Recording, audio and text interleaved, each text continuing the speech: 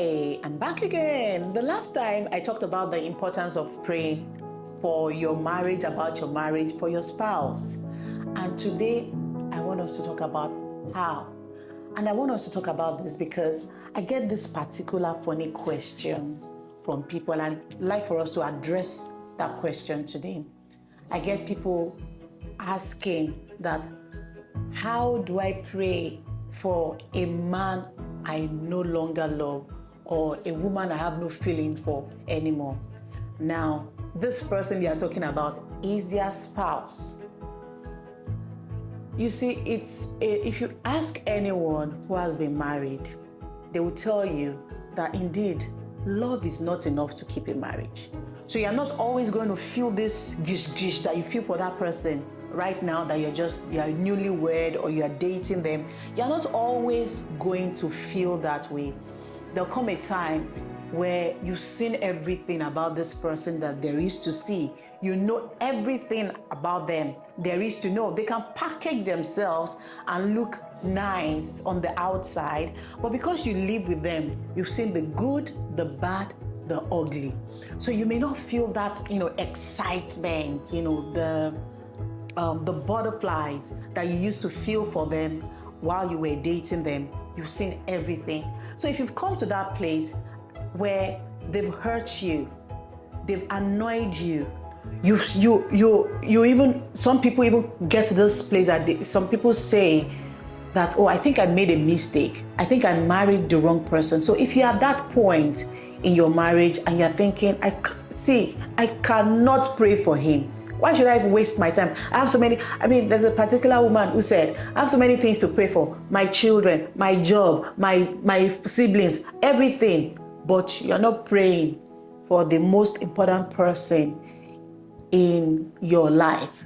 This video is for you.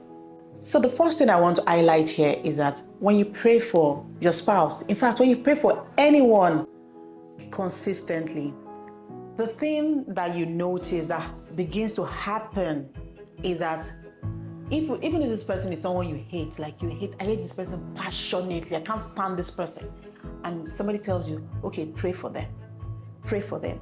You notice that as you begin to pray for them, that feeling of hatred, animosity, it disappears. It's gone. You don't find it anymore gradually. And that person that you cannot stand, you cannot even stand being in their presence, you just start feeling love for them. See, that is how you know that you are actually praying and your prayer is hitting heaven. And I'm not saying that the moment you start praying for them, you see the change that you desire to see in them. It may not be so, but even though it is not so, the prayer changes us first before it changes the person we are praying for. And that's the thing I need you to know. As you're praying for them and you don't like them, and you're tired of them, they've annoyed you, they've angered you, as you're praying for them, you begin to feel love. The Spirit of God is love. The Spirit of God cannot dwell in the place of mercy. So as you're praying, God is changing you first, and you're feeling love for them, and you're happy to pray for them.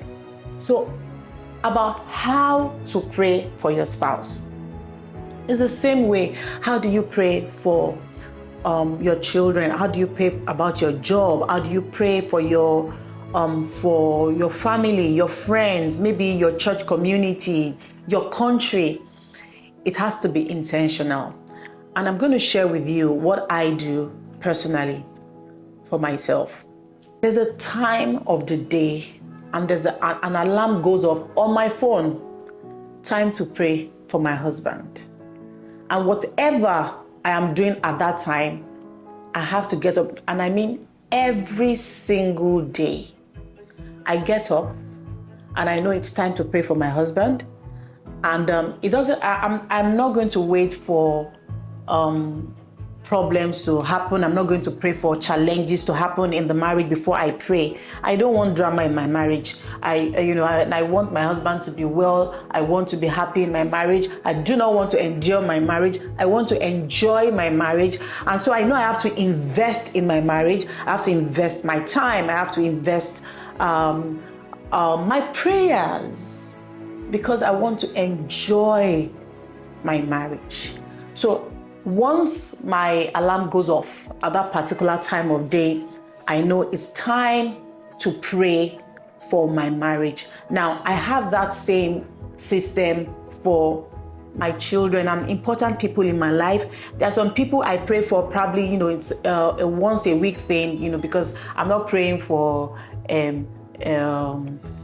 this person, that person, all of the uncle, auntie, cousin, all of those people every day. Like I will pray for my husband and my children every day. So that time goes off on my phone, I get to it. I pray for my husband. It's time to pray for my husband. I have that system for my children as well, for certain people in my life, that are important for me to pray for. I have that system for them as well. Another thing that I do, now this is how to pray for someone you don't feel love for anymore. The love is there, the friendship is gone. And I told you last week, I said, just walk up to them, hold their hands and pray with them. And you don't even have that feeling. You don't even feel like you want to pray with that person. Start anyway. Start. I also have scriptural confessions. So maybe you're at that point where you don't even know what to say to God about this person. But if you have made up your mind that this is my marriage and this is my husband and I have no plan B, I am not going anywhere, we are doing this life together, for better, for worse, is what I told God. And we always forget that part of our confession. When we said for better, for worse, that means on the days that this person is behaving themselves wisely, I'm going to be by their side, loving them, praying for them. On the day they are acting as if there's something wrong with them, I'm still going to be by their side, loving them, praying for them. That is what we mean when we make that confession during our wedding, when we say for better, for worse. So many of us, we enjoy the better days, but as soon as there is a for worse, we are complaining. Even you, if you're going to be sincere with yourself, have you always been good? So we all benefit from the prayers of people around us, from the prayers of our pastors, our parents. So if somebody is praying for you, it's also important that you pray for someone else. And if no one is praying for you, then pray more. So when you're praying for a spouse, it's also important that you remember their influence, the people around them, their circle of influence, who are their friends, their colleagues at work, their siblings, their parents, the people that have that kind of influence over them. So if you're praying for a person and the person goes out, sincerely, men listen to their friends a lot. So if you're praying for this man and then he goes out and he's changing, you see that he's changing, you're like, oh, thank God. And he goes out there and the boys are telling him, this is how we are doing it. He will just, there's a conflict. So you have to manage that conflict. And the way you manage it, my sister, don't fight. The way to manage that conflict is still on your knees. You are praying not only for him, you are praying for a circle of influence. You are praying for the people whose word he also listens to and sincerely compares to yours. So you're praying for him, you're praying about his friends, about his parents, his siblings, the people that have that strong influence over him. Because I know for some people, I am that person. I'm the person that my brothers, for instance, will call and say, oh, this is what's happening in my marriage. What should I do? Oh, look at what's happening. So whatever I tell them, they take my words very seriously. They will say, oh, I know you're praying for me, Bosun. I know you're praying for me. So because I know you're praying for me, they are comfortable sharing these things with me. So if I want to be mischievous, right, I can tell them something and they will take it hook, line, and sinker. Because I have that strong relationship with them. I have that strong bond with them. So pray about your husband's circle of influence intentionally. Mention the situations that you do not want to see. Mention the situation, the thing that you want to see. So, but unfortunately, what many women do is, we talk, and we talk too much. We fight. We talk. We tell everybody, "How is your husband?" "Oh, he's very well, thank you." They want to poke you. They want to hear, all of those things that they wish to hear. Is he? No quarrel. We are okay. Even if you just fought him that morning. Don't let people bait you for information, and they will use your information to work against you. You have God, the audience of one. Carry your matter. Talk to God about it. I think the key here is intentionality. If, for example, I plan to pray at 1 p.m., I'll plan my prayer so that I don't go off point, so that God sees that I'm serious as well.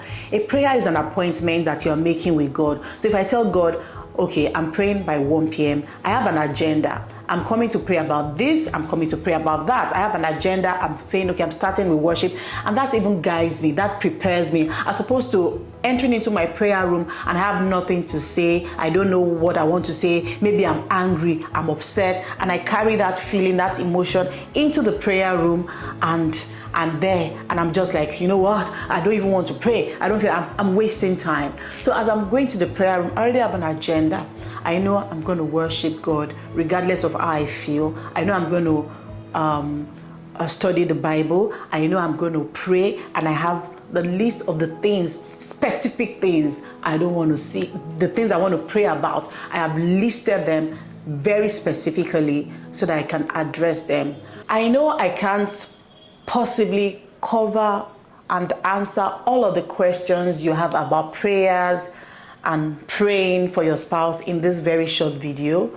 So if you have any specific questions, or you need help with generating prayer points, please don't hesitate to send me a DM or leave a comment in the comment section below. Don't forget to like, subscribe, and share this video. You just might be saving your friend's marriage.